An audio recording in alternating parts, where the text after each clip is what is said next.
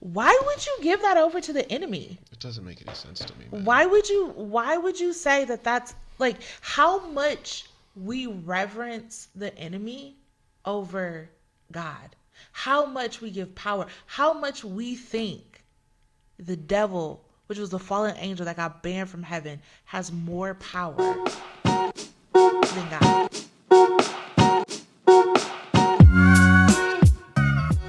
Hey everybody, it's Justin. And Courtney. And we welcome you to Working From Home. So it is almost May. I know, we have a busy May coming up. We do have a busy May coming up, and it's almost May, and so April was interesting. We had a lot of things at the church. I just got back from Nashville. Yeah. Preaching for Terrence and his 12-year anniversary. That's amazing. Yeah, it was 12 years. It's crazy. I remember when he got the church.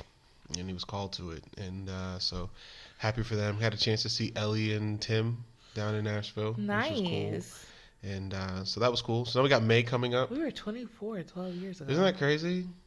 That's wild. It's a long time ago, but here we are now, and it's the month of May 2024. And let's see, what's on your mind? Well, maybe you could tell them all the stuff that you've been doing. So you have a couple of so Justin is an AI guru. If you don't follow him, you should follow him a couple of places. The first one at Mr. J _Lester. At and Mr. then _ J Lester and at that Tech Pastor. So at that Tech, but that's the big one. Yeah. At Tech Pastor, at the Tech Pastor. That Tech Pastor. You know, there is the Tech Pastor on Instagram, and he doesn't post anything. He doesn't do nothing to do with church. He has 3 posts out there that are, and I wanted to buy it, but I don't know how to buy someone's Instagram or what the process is, but you just offer it to them. You just give them the login. So, but no, I've been building that Tech Pastor. So if you want to follow AI and tech, we talk robots and everything on there. It's cool. I've been passionate about this stuff for years, really since, all began for me back in 2008 when I was in college. Right. And I was just interested in the future. And then now I'm interested in this stuff. And, it's one thing about, I was reading this book, Uncommon Greatness by Mark Miller, and he talked about how you have to be reinventing constantly. Right? You have to reinvent constantly as a leader. And so one of the things AI has done is allowed us to reinvent.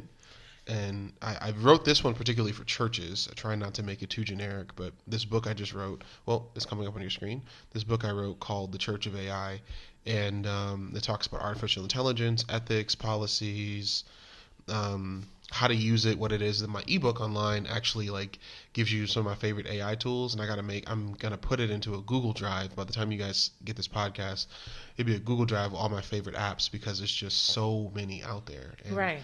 There's new ones it was funny. So I did this class in January, right? At the time, Gemini was the best large language model. Right. Okay, so you have to break that down. Okay. What is large language model? Model of what? AI? What's an open? Got it. So artificial intelligence is taking human intelligence and then making it accessible, if you will, based upon predictive models. You use AI, what is it? In the first 7 minutes of your day, 17 times, right? Whether that's from it's all it is just think about how robots as well are nothing more than A tells B what to do on automation, predictive stuff. So you walk into a room, the light comes on, predictive, it's artificial intelligence. Right. You didn't turn it on, something did. It's when you get in the car and the seat moves. Your seat moves, or even when you it automatically do you want directions to work or to church or all to wherever you go? Your weather, top news stories, all the data, all your cookies, all that stuff is just predictive models. Sometimes it's right, sometimes it's wrong. So you feel someone's in my notebook or my journal. It's just predictive models, and it sometimes it works, sometimes it doesn't. People. Yeah, very right. And so it's just all if you go to Google and search your profile, you see how they have a whole profile on you. It's just they're probably aged this age, have this many children, they make this amount of money because of the things you like, and the income the average income at Walmart is different than the average income at Target. The average income at Target is different than the average income at Whole Foods. But based upon your search preferences, they then think that this is probably what you like to do. The cars you look up, the place so I look up places to get my car oil change, and I look up like Pep Boys. So they're like, oh, you're more likely to have a used car, not a new car, right? And so because of that, then it's like the type of stuff. Let's look up a diesel. So it's like, oh, you probably drive a truck. So then it's like, are you a semi truck driver, a pickup truck, and just all those little things, all predictive models. So anyway, so then what been accessible for us is these large language models. And these large language models are ChatGPT, Llama, Anthropic. So OpenAI, Anthropic, Google, and Meta are the four major ones right now. Anthropic's where Claude comes from. OpenAI is where ChatGPT comes from. Meta is where you get the Meta stuff, Facebook, Instagram, and then Gemini is where Google, right? So anyway, so a couple months ago, Gemini was the sauce. And it was crazy because it was like, I was like, oh, everybody get on Gemini. Everybody. So I taught this class. Speaking of, I have an AI webinar if anybody wants to come and learn more about this stuff. My website, shop.jrlester.com/webinar. And the webinar tells you about like the basic concepts you're doing. And this is to help you in any business, area in your life, right? Yeah. So I Gemini was like the sauce, right? And I love Gemini. It was doing really good. And then ChatGPT 4 came out. So it was like, oh, go to ChatGPT 4, whatever. Because that's the most like personable, whatever. Then Claude 3 came out.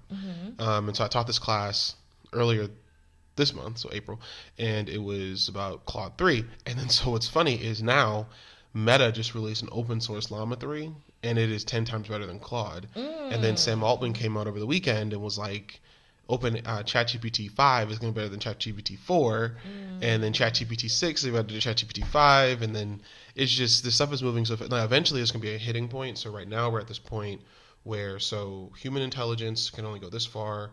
Artificial intelligence is like that crux where like it's starting to supersede human intelligence, but there's only so much intelligence out there that eventually human intelligence is going to pass it again. And that's because OpenAI is trying to buy Penguin publishers to get every book that Penguin's ever published. And because it's like, if we can get the books, then we can get more intelligent, because AI only moves as fast as humans. So but yeah, so all of that. And so it's been really kind of cool to go around and talk about this. And so like, I've been to some conferences on it, took some online courses on it, and it's a lot of fun to engage this stuff, and it's different. So I'm laughing because I remember when I was, and maybe this is something for everyone who's on here, like, and I remember when I was in Nashville and I was talking about like, you should live stream.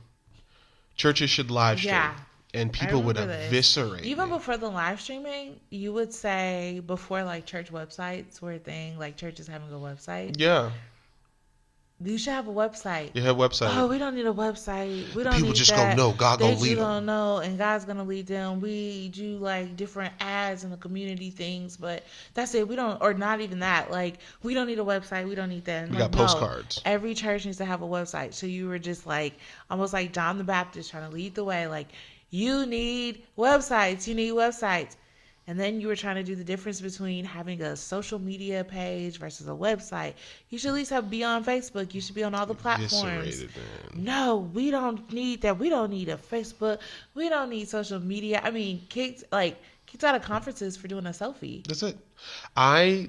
Jesus. I was in Rhode Island and we had a church service. Right. And I took a selfie. I want to be really clear. I took a selfie. And they voted me out of the conference because I took and they called and was like, you can defend yourself. I was like, don't ever call me again. Like, I got put out of a conference for taking a selfie. And then when live stream comes, and so then, because you say this years before it's actually needed. Like, you say it years before. Get ready because this is coming, and your church will be left behind if you don't implement these things because it's coming. So way before COVID happened, way before live streaming was like a mandatory thing for every churches to at least offer, you were saying and paving the way, going to pastors, going to teachers, going to leaders and saying, hey, you need to be sure that your website. Live stream your church. When COVID happened, the amount of calls. Oh my God. I should have charged, man. I didn't charge. The amount of calls. Doc, you said something about a live stream. How do we get that set up? What equipment do we need? My church going to fall apart because your bills need to be paid. What about our social media? What about this? What about that? How do I get people that? Now's the time. So now, like, honestly, when Justin says something, it's going to happen. For all the pastors out there, you need to listen. So if AI is imprinted on Justin's heart, AI is going to be less like this optional Let me tell like you something. thing that you're going to use, AI is going to be a requirement coming in the church, in the local church. And And here and the so, thing about it is it's automation, right? And I think it goes from churches to also our businesses, yeah, right? Like it's just automating your processes, right. streamlining your process. So, for example, there's this new thing coming out that has been installed at 1,300 stores across the country called Presto. Mm-hmm. And what Presto has done is it's built in ChatGPT into ordering food. This is in the Wall Street Journal, Mm-hmm. and ordering food. And so you go up to Hardee's, you say, they literally talk to you, right? Because with the cost of, so like, we're making all these movements, and this, we're seeing the ramifications of COVID and a previous president, Mm-hmm. right? That the whatchamacallit, the hourly rate, right, of pay has gone up drastically. Mm-hmm. Good for people working part-time jobs, but it's gone up, meaning there's businesses are not increasing their budgets, right? Like we're still only buying a certain amount of food from Hardee's, right? Mm-hmm. So we can increase minimum wage all we want to. So we increase it from $10 to $17, $22, whatever. Great. People are only buying like 2 Hardee's burgers a day. You know what I mean? So it's like there's only still so much money Hardee's is bringing in. Right. So it's like, well, cut the CEO salary. They're not cutting their salary for that, right? So what they're doing is they're just cutting people, and they're automating the process, right? And so Presto, for example, has a recent release by building in the interface of ChatGPT and only learning on their menus. Like it's only learned the menus of these businesses, so nothing else. You can't ask anything else. You can't talk. It literally just, and you can order food. I mean, they did the test where they had cars honking, babies crying, dogs barking, different languages, thick Wow. accents, and they were able to order and got all the orders perfect. And then Wow. whenever they didn't understand something, they brought a team member, but the managers were saying like, we've eliminated so many people And to then now automate the it's going to process be a robot that makes their food perfectly. perfectly. That's why it's And the same thing with now it coffee and all of, yeah, eliminates like that margin of error, yeah. which costs a lot of And so the like, opportunity is to learn coding, which you can do in ChatGPT, right? Is to learn what this stuff is, was the point of the book. But the issue to me is like, so I said this to my church. I said, like, we want people to work, but we want to teach them to do like basic replaceable jobs. Like we yeah, don't teach them irreplaceable jobs, right? right. So it's go like, we're not making plumbers anymore, right? We're Mm-hmm. not teaching people trades because we've downed them so bad. We're not making gardeners. We're not making home builders. We're not teaching architects. All this stuff that needs math, organization, follow through, and consistency. Yeah, But and we're not hands-on teaching it. Yeah. labor. Yeah. So other people are taking advantage of that. The same thing when it comes to coding and robotics. So like I've been arguing, trying to get some coding people. We reached out to NVIDIA and they're welcome to come out. We're going to do it. My fear is like, are people going to show up? But it's like, you don't want to show up now, but in 5 years, because I think about it even for our church, right? So I'm looking, like we were talking about doing some things in our building, and it's like the opportunity to automate. So I already have a lot of processes that are automated. Like our guest process is automated, our new members Yeah. process is automated. Like a lot of things are automated. So we Right. don't need to hire anyone. So I can Right. take those resources and put it into other areas. The same thing goes for our businesses. So like if you're in a coffee shop and you're sitting there making all the coffee, automate it, because people automate it with their K-cups, That's right? it. Like it's like you have a K-cup machine. My mom had one where it was a carafe and you had K-cups. Mm-hmm. You tell it on your phone which one you want, and it Right. made it. And it's just the same thing with your food. And so I think we're in a place now. It's automation is the way to go, and we're going to see it in our churches, and we're going to see it right now. So we can try to be all like like, but the cross. Like I saw somebody put something up on Facebook yesterday that said something about AI being the mark of the beast, and I said, shut up, No, like, we always demonize something that we ugh. don't understand as a church. And so one of the things that I have found helpful, even in my journey through AI, I've never like had a mindset of like, oh, AI is demonic or anything, but start small. Oh my This God. is just with everything, right? So I use Chat GPT for like little things like, hey, either ChatGPT or Gemini or one of these OpenAI models, Mm, where I'm just like, can you create an itinerary today for a family of 3 in the that's Bay it. Area? That's it. And you would be surprised all the stuff that it comes up with. And it's like, starting there, we're trying to like That's ask it. it these like, why do bad things happen to good people? No, like start small. Like make your life easier, right? So I would Like suggest starting with Copilot. So Copilot or Meta's new open version, just imagine.meta.com, no, meta.ai, sorry, and start with one of those that has like everything built into it. And this right. other one, easypeasy.ai, and I would start there. Easypeasy has like the top four large language models built in. But I would start with Meta or Copilot or easypeasy, and like Courtney said that, right? Or simple things like I use it to help me write emails. So like instead of me writing like so people that get emails from me are gonna get this now, but instead of me actually sitting down and like crafting the perfect email, I just outline everything that needs to go into it, tell it the tone, tell it the audience, tell it the age Absolutely. range, And and if then you're ask it to not write it. doing that, it's going to replace people who are doing that. Yeah. And like it's 2024. There should be no misspellings in words. Oh There my should God. be no like missed typos or anything like that because of these tools and these technologies. That's And it's it. just like we like fear them or thinking it's like, no, use it to your advantage. That's Even it. like you were saying, like Copilot, like, no, like I'm thinking for like even for birthday parties, you're planning like your child's birthday party. Put in like, hey, I need a seventh birthday theme and create the invitation for me. That's it. And it's like it does it all for you. Well, the thing about Copilot is like not only will it create the invitation, it'll create that. It'll help you create the website. It'll Right. help you create the itinerary for the birthday party. It'll give you the colors. It'll give you the top things to do. Give you trending topics. Give you video ideas. It'll then make the invitation, send the invitation. Like it does all Right. of it for you, and all you did was put in a prompt, check it, and then you go from there. So now, but I think one of the issues, Court, is that we like working so much that we don't know how to lead. Right. So this is literally now you having an employee at your fingertips and don't know how to lead. And we've been working so much that we don't know how to like let something work for us. Right. And so we got to be in control and all of that. And so AI is taking away that control. You know, I had a conversation with someone when I was in Tennessee.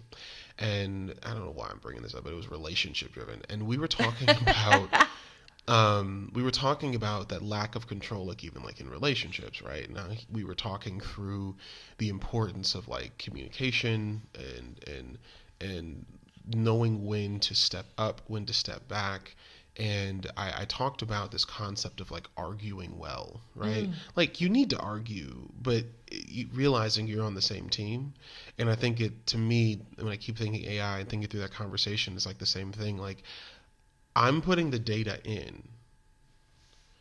I'm getting something out of it. The same thing in like a marriage. Like we're having a conversation because you need to, and it's Yeah. uncomfortable because it's like not just because like you spend money, but it's like evaluating our financial habits, or you went here, or you didn't tell me this, or you didn't do this, or you cleaned this, or you like all these little things. Right. And it's not always not negative, but it's either like I was listening to this podcast too while I was traveling, and it was called Trauma Informed Leadership, and he said that trauma needs to be really defined well. And he said that trauma is just when too much happens too fast, we wear it on our bodies. And he said that's when people, that's where Wow. daydreams come, right? So like you just kind of zone out for a second because your body is trying to heal from the too much. Right. And so a lot of arguments, a lot of conflict is our response where we're trying to navigate through the too much. Right. So like even as I know I'm bringing like three things in, but like even as I've been teaching on AI to people, I'm realizing it's very traumatic because it's like the thought process is not like I've already gone through the whole like is my job replaceable, is this, is that. I've looked at the theories. I know the theories of job replacement. I know the job I do. I know who I am. I know what type of person I am. I know that like the moment I think robots are going to replace me, I'm going to build them. The moment I think that whatever like there's flying cars, I'm going to I can't wait to the one that can hold 300 pounds because like they only hold 250, but the moment they can hold 300, I'm going to figure out a way to get one. Like there's Meta's Ray-Ban glasses that I want to get the next time I get glasses that are $300 that are more accessible now that have AI built in. Like that's just who I am. Right. So like I won't let anything, even if like robots do begin to replace pastors, that I will have done something else. Yeah. Right. But it's just I think because it's a disruptive. I think we've used the word, in my opinion, we've used the word disruptive to replace it with traumatic, right? Like it is too much, too fast, Yeah. and I don't know how to respond to I it. love that because it kind of takes trauma, I feel like, but I love that definition. But there's a difference between disruption, and all disruption is not bad disruption. No. Actually, being a disruptor in the marketplace is actually a high skill. Yeah. I think it was that Covey who said Mm-hmm. that, like, about disruption is a top skill, Mm-hmm. right? And a top trait that leaders should Stephen have. Covey. And I know, right? Wow.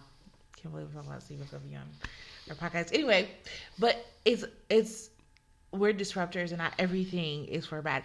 And then also saying there are some traumatic things that are terrible to Absolutely. us, right? But by like separating that, like this was a disruption in my life or this was a traumatic event, I think is so important in how we're doing that. What I think is happening, and getting back to even like AI and conflict and all these things in our lives, is that AI has come and it's disrupted our workflow. Yeah. Right. Absolutely. It's completely changed the job market. It's changed even relationships. People putting text messages in, like, how do I respond to this? You know, how do I do things? It's disrupted us. And for like people who don't know how to pivot successfully or pivot fast, that could be a challenge. Absolutely. You know, and I think that's what's happening in our country. And historically, I think Black churches, period, we have a hard time pivoting to disruption.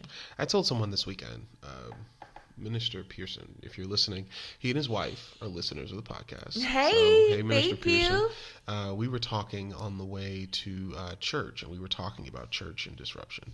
And I told him, I said, you know, churches, I believe, are frozen in a particular set of time, right? Yeah. So I said, whether it's the slave church, and we're frozen in slave church, right? We're just a bunch of Negroes who are oppressed and we don't know how to live our lives and we're just frozen. Yeah. And we're still stuck in the 1800s. I think there's some denominations that are still stuck when they were founded and we're trying to preserve our founders. Right. Then you have some churches that are stuck in the 60s. We still the black peoples that needs to be free, right? And we are just stuck in needing to be free. Right. And then you have the black folks who like feel like they were free in that, right? And then you got the churches that were, you know, you got the mega church movement that hit in the 80s and they're stuck. And I sent you the video of the church in Akron that fell apart, you know, after the pastor died, and you have that, and then you have churches stuck in, and then, like, you know, you have churches now where some of the ones that are mega are stuck in 2006. Yeah. They're just stuck. I mean, they're just like Fred Hammond and James Fortune and Hillsonging it up, and we're still singing in Christ alone. Like, and it's just like they're stuck. And then you got the ones that are starting up now that in 20 years are going to be stuck in 2024.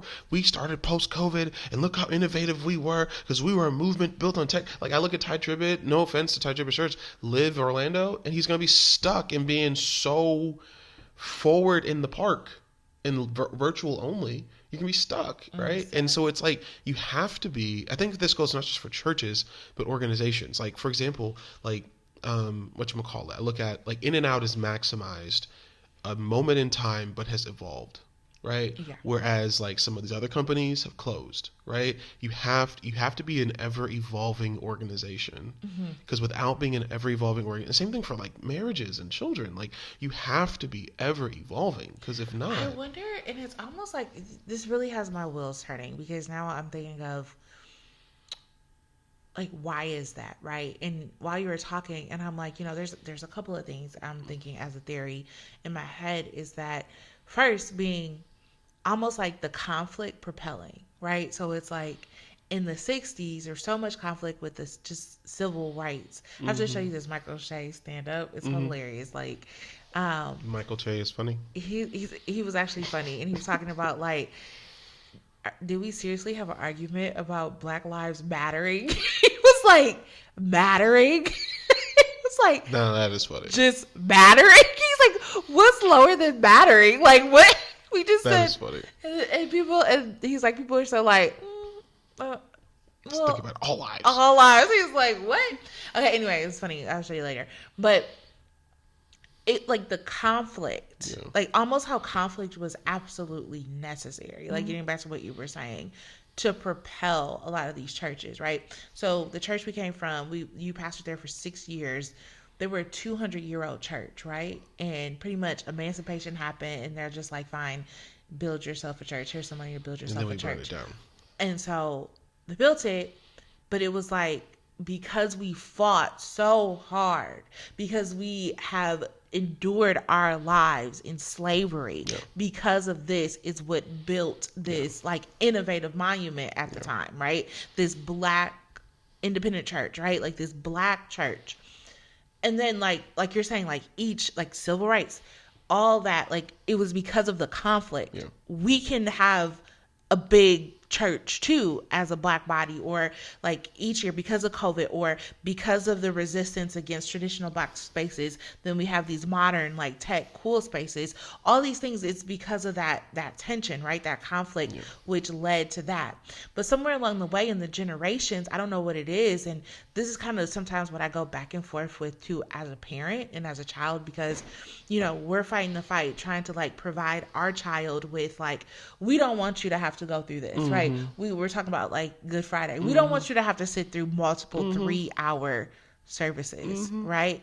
But then in the same way, you would never understand what it feels like to do 3-hour services. So when you do grow up, or when you come to knowledge of your own faith, you won't kind of understand because you never had to be through the struggle. And I think that's what's happening in a lot. So you see, even like these older generations, their parents fought, their parents built this building, their parents did that so that they didn't have to understand. And so now, but then that just puts like the next generation in this like, well, I just have to protect it because my parents fought really hard because of the conflict.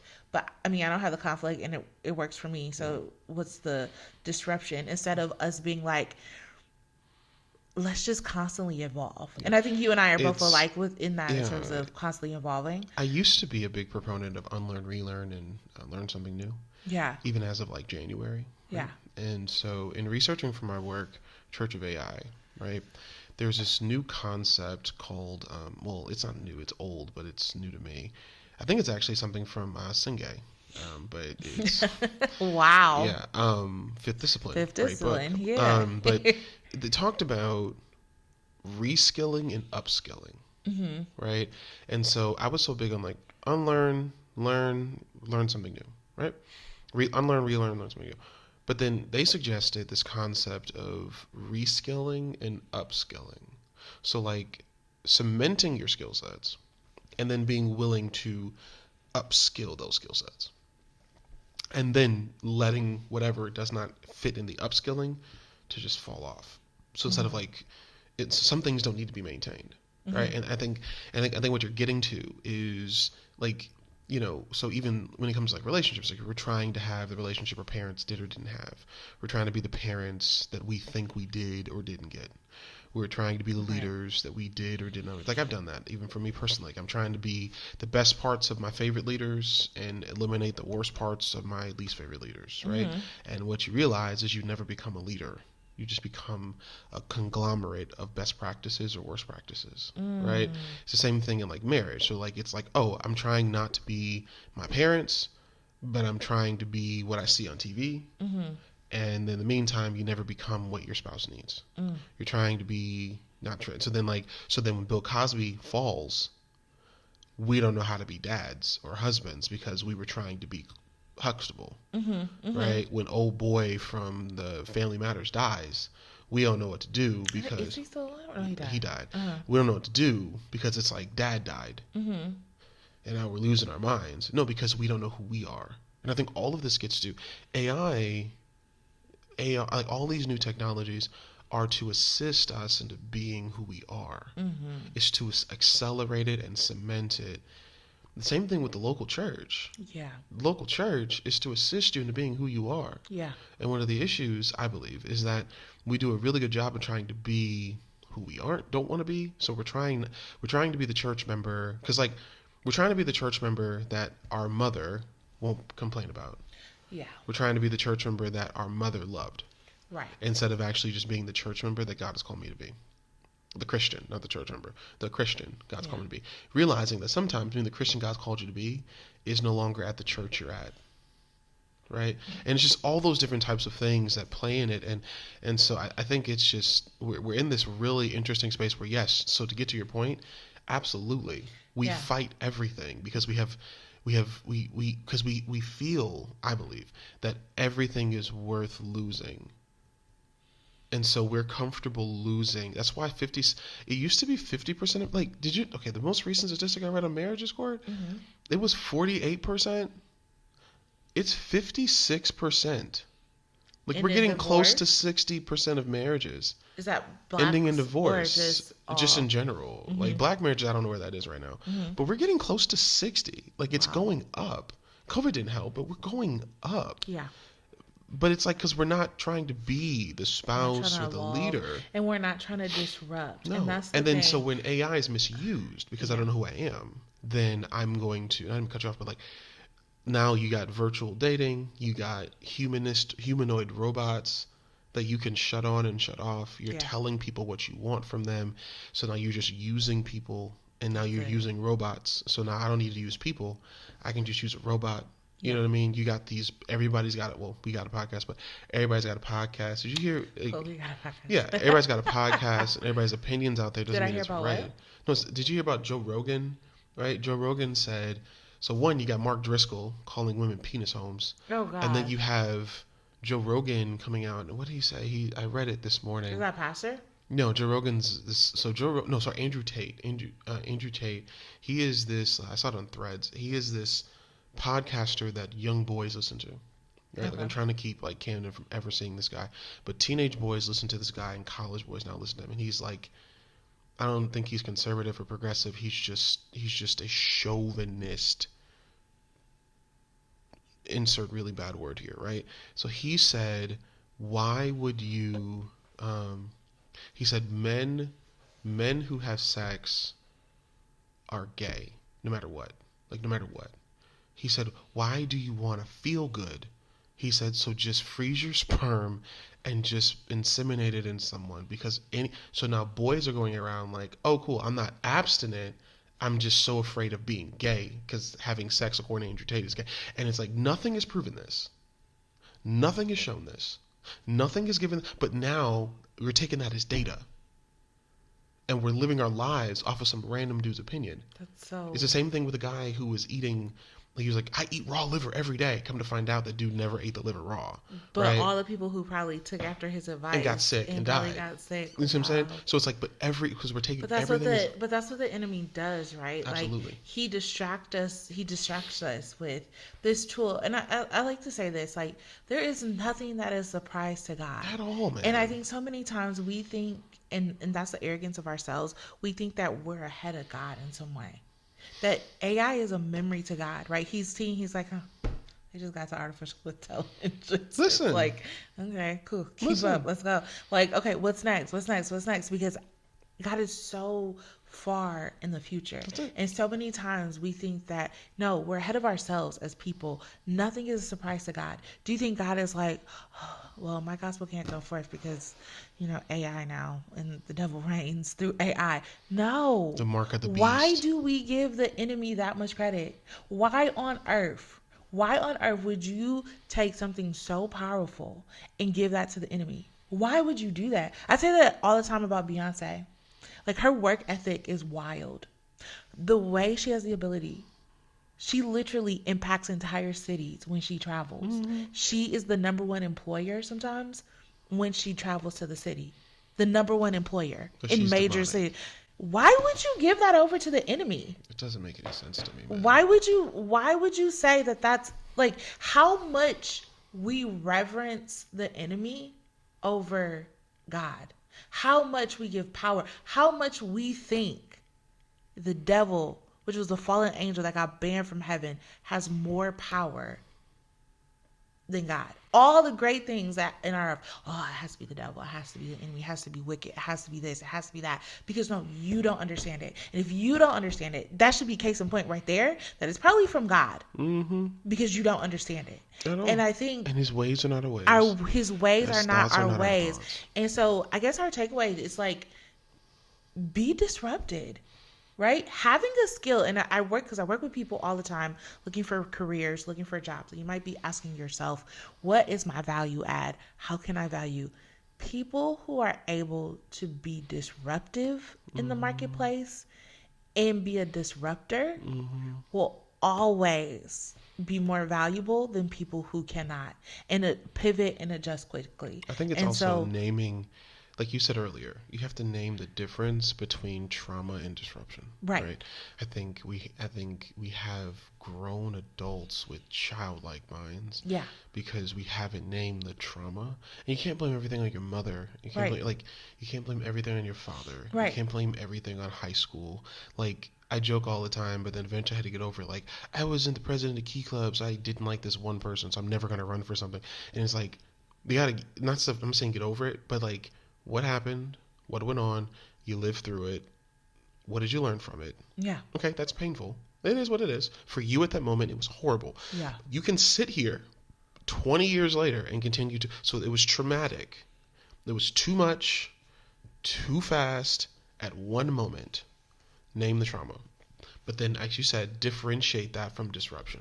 differentiate AI, that from disruption. yeah, Yeah. yeah. Healing trauma, in some trauma, it requires healing, right? Like, there's like some injuries result in a broken leg or a broken limb. And some injuries, you just get up and be like, that kind of hurt, but I'm okay, you know?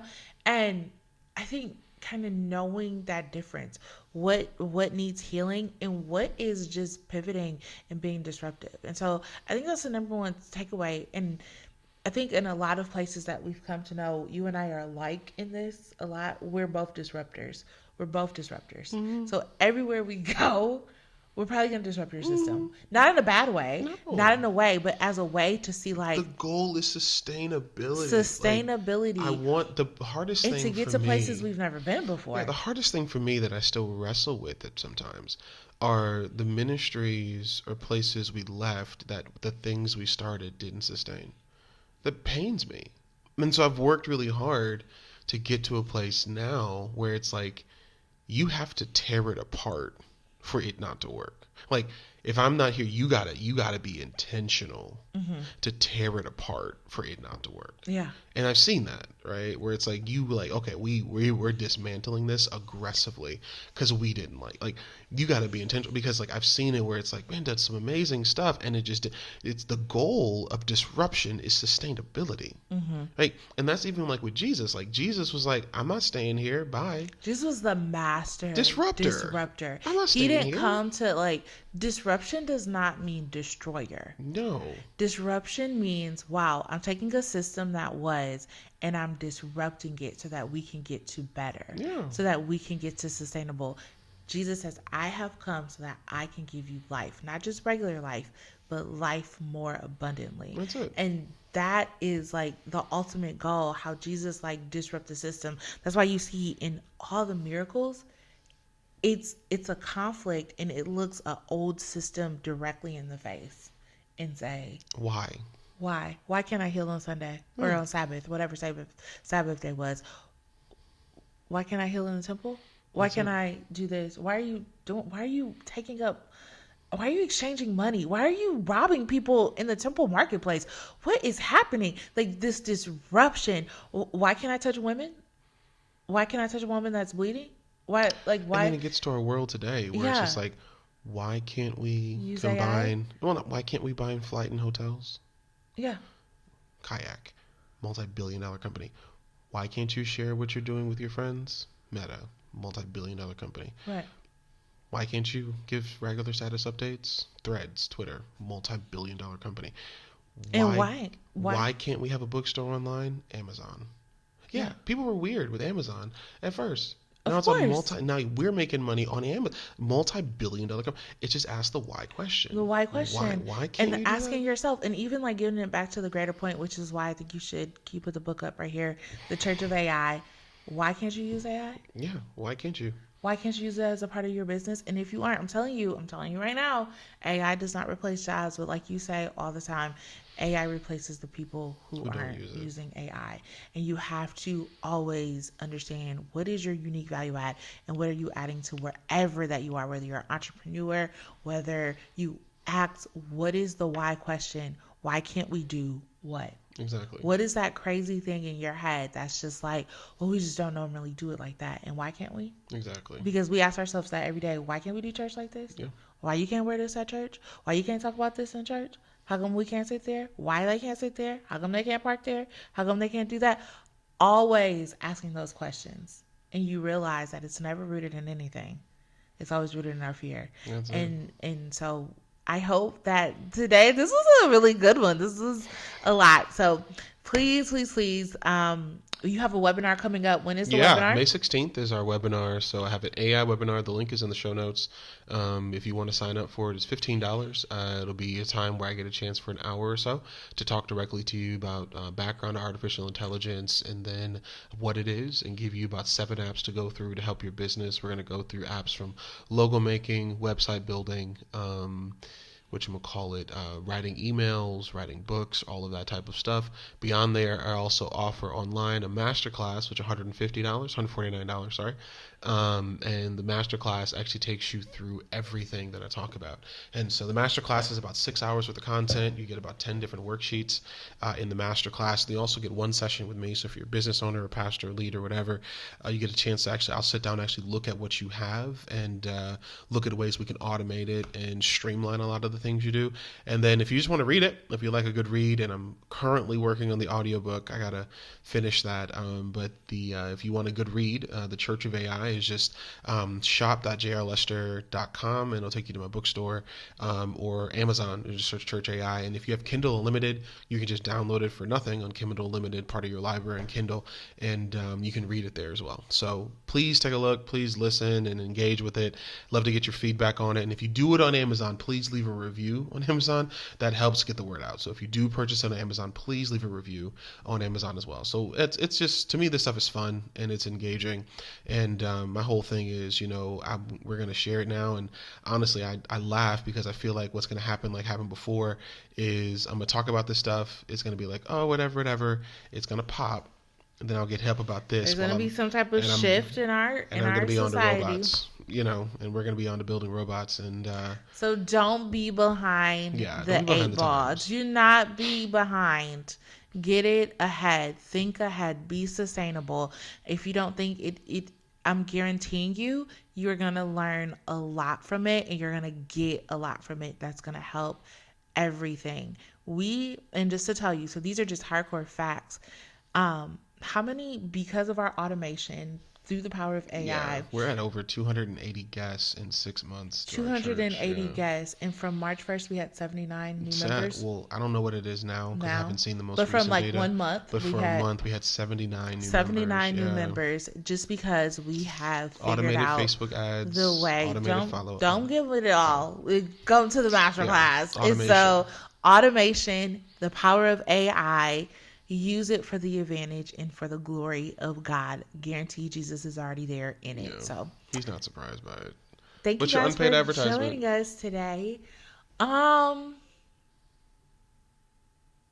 don't know. I guess for Mondays, I like Mondays now. It's just the necessary reprieve after the weekend. Me and Cam just hung out. He's such a good kid, but just like nonstop. So he's in a good production, the Willy Wonka Jr.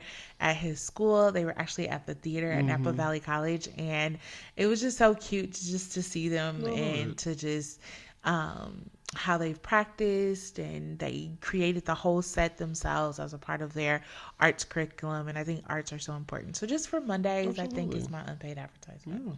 My unpaid advertisement is for paper. I've been reading books, but there's some. I have the. So like Dunder Mifflin. Yeah, it's a ton of people, persons, paper, people. I had I had my iPad on the plane. I was like, I'm gonna read these 2 books I downloaded, and I was gonna read them, and I couldn't do it. But then I had my paper book, and I was zooming through this book. It's something about a paper book. Paper. Yeah, just so you can find it someplace, probably in a store someplace.